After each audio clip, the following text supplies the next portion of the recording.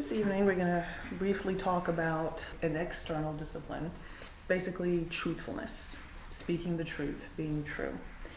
And when we are communicating things that are considered to be truth, I don't want to say it's a touchy subject necessarily, but we all see things from our perspective. So whether it's our past experiences, whether it's the religion that we follow, or if we don't follow a religion, our mindset has been conditioned through our thoughts, our beliefs. What we believe to be true today, as we sit here in this room, maybe years from now, that would have changed, that would have evolved. So when we talk about speaking truth, we want to consider that it's not necessarily from our perspective, because I do believe that there is definitely a universal truth, but as we're coming or growing to that, we have to understand that our truth may be a changing thing. It may be a process. So considering that what we perceive to be true may not be another person's truth, we may want to consider the following points that I'm going to make before we, I don't want to say criticize, but offer an opinion. You know, sometimes I might think I'm helping and I'm going to tell you this because I really believe this to be true and I care about you and I want to help you. Well, there's certain considerations that we may want to take into account. So the first one is it true? And that's going to be to the best of our knowledge at the time.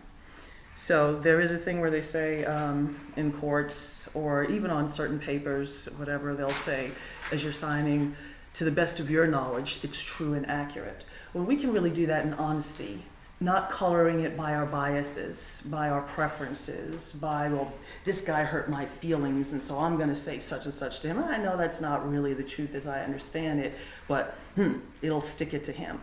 Those are the things that we can be mindful not to fall into. So, to the best of our knowledge, is what we're saying true? The other thing is it necessary? I think we can all think of a situation where something we perceive to be true is going on, and, well, we want to share this, we want to speak it, but is it necessary? If I'm standing in the line in the post office and the lady next to me has a really ugly hat on, or I think it's a really ugly hat, you know, and maybe we strike up a conversation and she asks me about her hat. Well, is it really necessary for me to say, that one is ugly? No, that's not something that's necessary. So, is it true to the best of our knowledge? Is it necessary? The third thing is it useful? What is the intent? What is the purpose in offering this truth? How is it helping my neighbor? How is it helping the environment? How is it assisting another person? So let's say, for example, and we can all think of our own examples, but let's say we're in a situation where something is going on and, well, if I say this, it's true, it's not a lie, but is it going to be useful to that next person? Okay. Sometimes the truth does hurt. Sometimes we have to say things that are not necessarily pleasant, but if we know we're doing it from a place of love, and this goes back to that first principle we were talking about, non-harming. If I now am saying something to somebody and it's useful and it may not necessarily make them feel good, but it is in some way to benefit them, am I courageous enough to speak that truth? And is it kind? You know, sometimes it's more appropriate for us to remain silent than to maybe speak a harsh truth. So there's a delicate balance, though, because, and this is where I believe wisdom comes in, because we're not always going to know, well, is this the time or is this not the time? But when we are putting certain things into our mental space, again, going back to those attributes, wanting to be loving, compassionate, forgiving, patient, when that is our mode of operating, then we're going to have more of a foundation where the things that we speak won't be just because I want to be a know-it-all, I want to get back at this person, but we'll be able to attain that balance. Let's turn to Ephesians chapter 4, verse 20. And in Ephesians 4:20, so it says, "But that is not how you learned about the Messiah, assuming you heard him and were taught by him. Because the truth is in Yeshua, You took off your former way of life, the old man that is corrupted by deceitful desires. All right, so we're putting off our former ways, the former desires, as we're growing into this new person, as we're transforming. Okay, so you took off your former way of life, the old man, and we can, again, look at that old man as a carnal nature. What we're looking to do now is bridge the gap between our lower nature and our higher nature as we're moving forward. That is corrupted by deceitful desires. You are being renewed in the spirit of your minds. And we've talked about the mind a lot. You put on the new man, the one created according to Yahweh's likeness, in righteousness and purity of the truth.